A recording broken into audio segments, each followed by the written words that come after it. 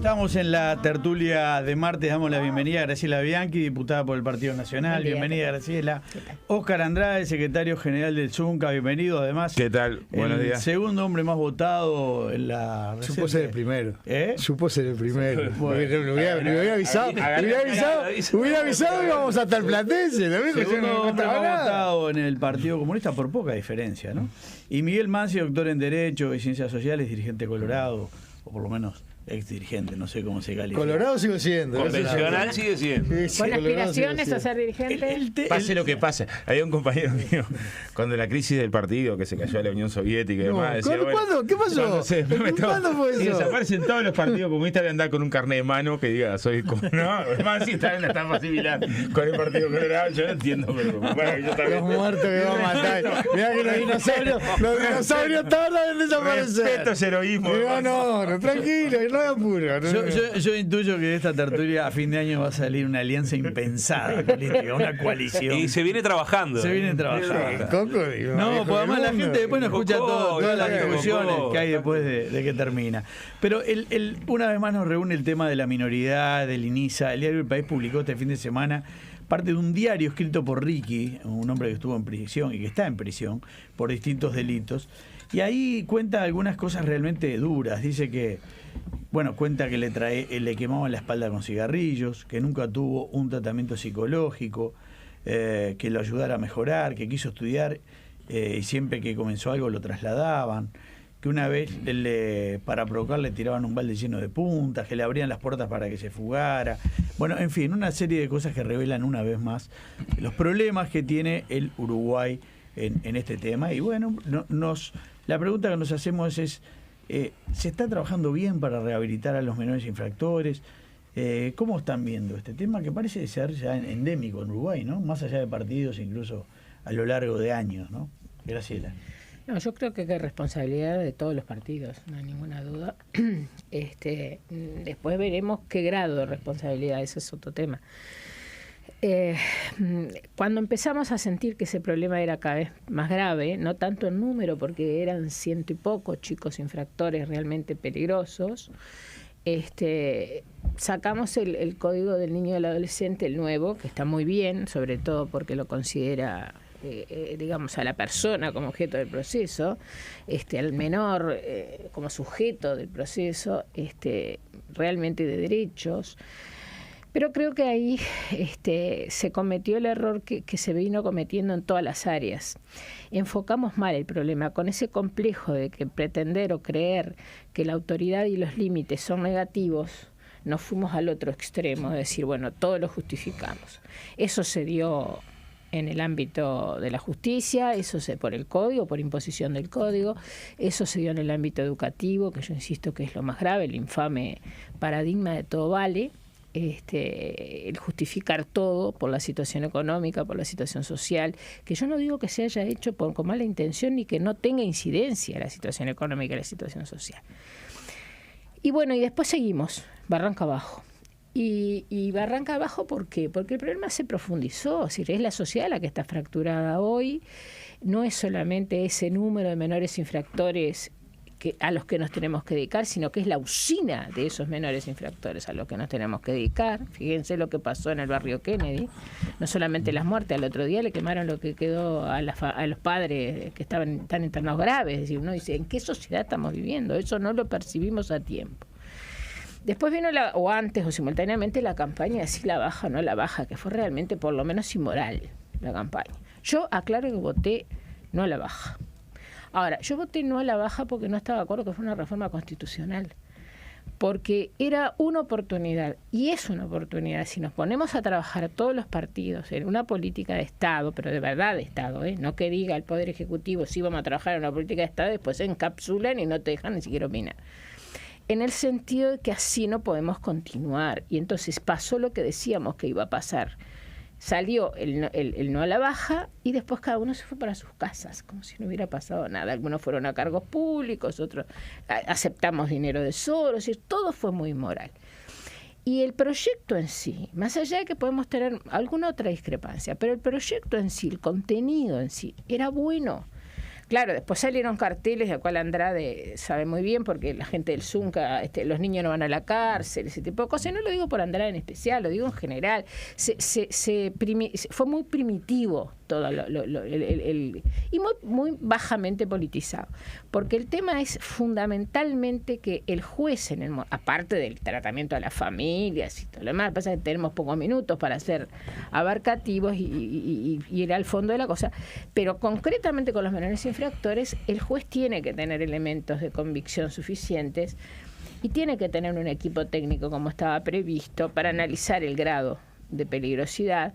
Nosotros, como ya termino, porque veo que tengo que terminar, y quiero que no se me malinterprete porque hay cosas que no pude decir. No, pero vamos a dar una segunda. El Uruguay tuvo desde el primer momento, es decir, fue de los países, como en otras cosas, que tuvo un derecho penal juvenil. Son punibles desde los 13 años los menores. Incluso estuvo mal planteado en los 16 años y todo lo demás porque son punibles de los 13. El tema, y con esto termino, es obviamente hacer una política realmente integral y atenderlos cuando están detenidos, más allá de todo lo que tenemos que hacer. No quemarlos con cigarrillos. Bueno, eso es obvio, y eso no es privativo de esta administración, vamos a entendernos. Lo que sí esta administración tuvo, y lo tenemos que decir con respecto a todo, fue muchísimos recursos, y para variar, los despilfarraron mal. Oscar Andrade. Sí, este sí que es un tema complejo, que yo creo que está bueno hacer el esfuerzo de acercarse al tema sin la cuenta pequeña. A la pregunta, yo primero que yo creo que sí es posible rehabilitar a los seres humanos, en particular a los jóvenes y adolescentes todavía es más posible, y que toda la práctica que se ha hecho en materia de reinserción demuestra que tenés resultados todavía mayores. Yo colocaba cuando hace unas semanas en la propia tertulia tuvimos un debate sobre la seguridad, que con respecto al patronato los datos son muy claros en el sentido de que tenés una reincidencia por encima del 50%, 53, 54%, y que cuando se participan de programas laborales y con salida laboral al egreso, los niveles de reincidencia son del 7, del 8%, o sea, son sensiblemente menores, los resultados lo dicen, o sea, no es siquiera una opinión teórica, una especulación, sino que en el caso de los menores infractores aún más. Nosotros tenemos experiencia. A ver, hay un convenio nuestro con yo ahí tengo una divergencia en el sentido de si se hizo algo después o no de no la baja. Nosotros estamos haciendo después de no la baja, capaz que no nos sacamos toda la publicidad. Por curiosidad, imagínense, tenemos un convenio subrogando al Estado, el Zunca subrogando al Estado. Sí, pero el Zunca tiene convenios. Está bárbaro, me parece bárbaro que lo haga el Zunca. Tiene convenios de esto. Eso no exonera en absoluto. Tiene convenios de esto también desde la época que el Partido Colorado era gobierno, y nos parecía bien. Me parece más por el Estado. Me parece bien que el Estado haga convenios con las organizaciones sociales. Sí, claro. En este caso también participa la Cámara de la Construcción. No tengo duda. Pero en este caso lo que tenemos publiquen cuánto les pagan después. Hay 10 gurises que por año pasan por la Junta Electoral en el sentido de pasantías de 18 meses, y después de 18 meses se les genera una salida de trabajo en la construcción, porque aún después de esa pasantía tenés dificultades para el trabajo. Y el problema es que como no tenés posibilidad de que la salida laboral sea el Estado, el Estado está obligado, no tenés posibilidad de decir, mira, de los 11.000 presos que tenemos y de toda la salida laboral va a ser el Estado, tenés que construir convenios con la sociedad. Yo no creo que en ese sentido sea una política pública a despreciar. Y los resultados cuando tenés este tipo de seguimiento posterior son diferentes a que no los tenés. El problema que tenemos es que en general estamos ganados a una lógica de pensar, o sea, no hay un concepto que Zaffaroni lo coloca como el romanticismo jurídico, en el sentido de la construcción del derecho penal, que yo creo que nos hace mucho mal, y que muchas veces ubicamos. Yo no justifico todo. Yo tengo claro que si vos tenés un narco que hace 20 años jefe mafioso de una banda, andá a decirle, mira que las ciencias sociales, no, tenés circunstancias y circunstancias. Ahora, para la inmensa mayoría de la población privada de libertad, yo en esto coincido con el amigo de Mansi, hoy comisionado de las cárceles.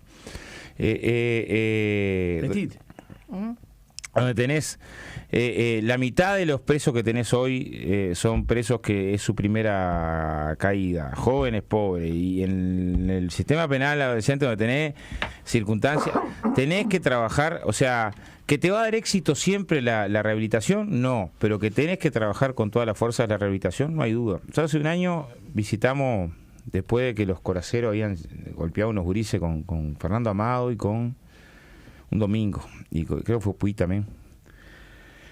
Y está bravo algunas condiciones, ¿no? Como así los tenés marrocados, con un frío bárbaro, contra el piso, golpeado. Es una cosa, pero las denuncias estas son durísimas. Pero yo soy participante de una de las denuncias por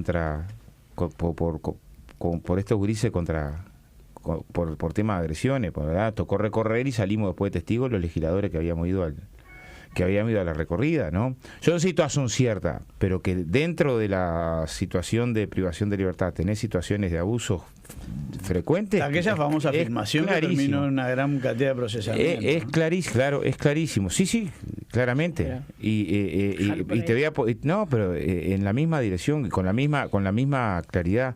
Yo salí en ese mismo momento a denunciar la situación del rechazo al golpeteo a los gurises de Cuey. Que yo en el Cipril. Y lo mismo, vamos a ser claros, y lo mismo pasa en las colonias psiquiátricas y lo mismo pasa en los internados, desde el punto de vista de la discusión de derechos humanos. Yo creo que no alcanza con la discusión que tenemos ahora de una ley de salud mental, si no generamos una condición desde el punto de vista de abordaje diferente. Lo dejamos a Mansi hablar. Vuelvo el martes. Interrumpió, arranqué de cero desde la interrupción. Miguel. A ver, el planteo de la producción fue bien interesante. ¿Cuál es la situación de los menores infractores? ¿Se rehabilitan o no? Me parecía, cuando empecé a abordar el tema para venir ayer de noche para venir acá, pensé, este no es un tema de opinión, este es un tema de datos. Entre doxa y episteme, este es un tema de conocimiento, de episteme, no es un tema de opinión. Entonces fui a buscar datos. Entré a la página del INISA, no hay nada. No hay un dato. No hay un dato. Es penoso. Esto es un drama extendido en toda la administración pública, ¿no? Es el secretismo. Parece que estuvieran administrando patrimonios propios. No se dan cuenta que son servidores públicos y que trabajan con la plata de la gente, que tienen que rendir cuenta de lo que hacen. ¿Cuánto gastan para qué y en qué? No se sabe, no está en la página de Elisa. Después tuve que salir a bucear. Yo soy un usuario bastante competente de internet. Tuve que salir a bucear para encontrar 4 pavadas que no son oficiales. Quise saber cantidad de infractores, evolución del número de infractores en el curso de los años, menores infractores, ¿no? Cantidad de menores internos en la institución, cantidad de externos, medidas a las que están sometidos los externos, porque hay una larga cantidad, como la legisladora lo sabe mejor, mucho mejor que yo.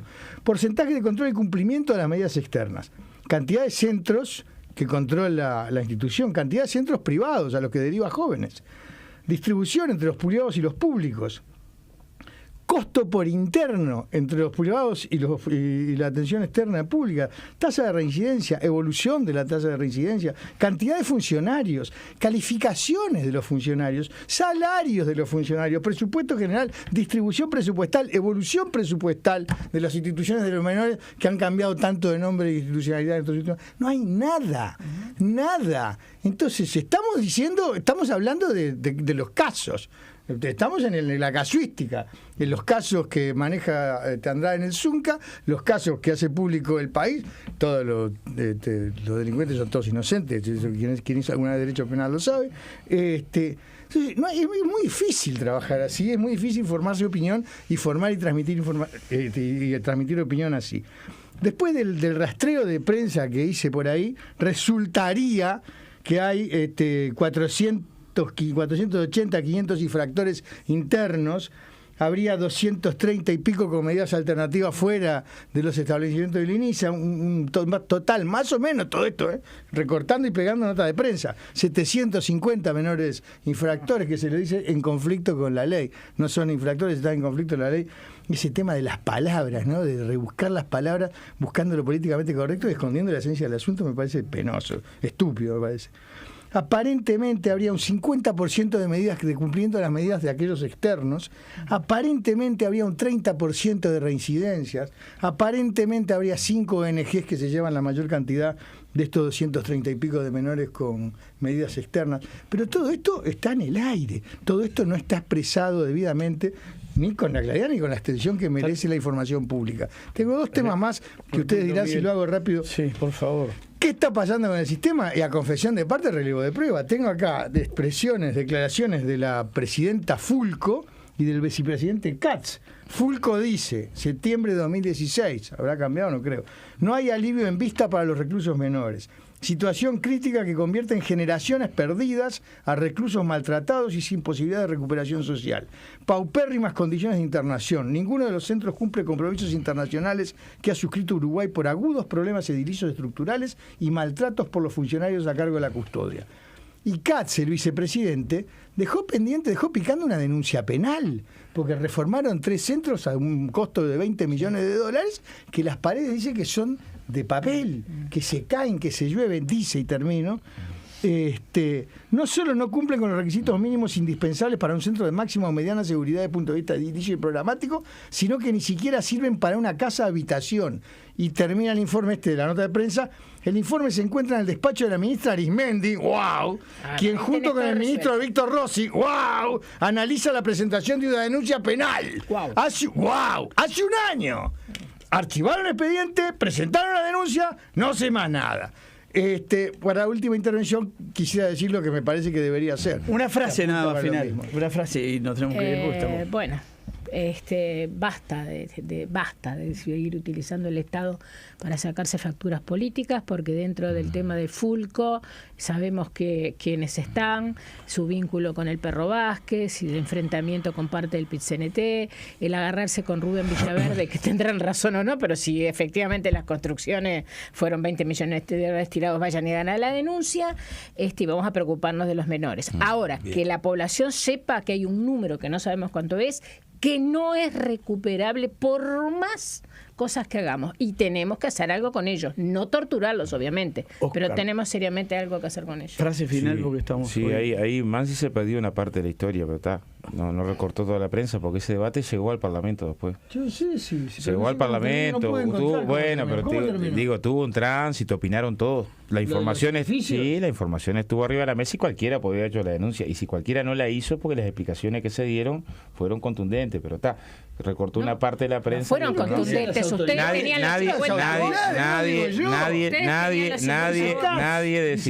decidió de vuelta.